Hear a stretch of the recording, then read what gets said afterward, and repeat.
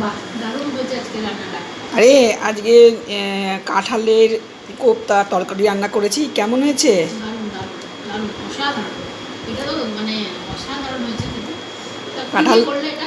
এটা এটা করলাম যে কাঁঠালটাকে কেটে নিলাম, তার মধ্যে আলু দিলাম, আলু দিয়ে কাঁঠাল দিয়ে সেদ্ধ করে নিলাম, আচ্ছা। দিয়ে জল ঝরিয়ে নিয়ে তারপরে সেটাকে ভালো করে চটকে মটরের ডালটাকে ভিজিয়ে রেখেছিলাম সেটাকে ভালো করে মিক্সিতে বেটে নিলাম, দিয়ে ভালো করে চটকে আমাদের লবণ, লঙ্কার গুঁড়ো, মিষ্টি, হলুদ সব দিয়ে মেখে কোপ্তা করে ভাজলাম, দিয়ে আদা, জিরে, লঙ্কা বাটা, টমেটো দিয়ে ভালো করে কষে রান্না করলাম, গরম মশলা দিলাম।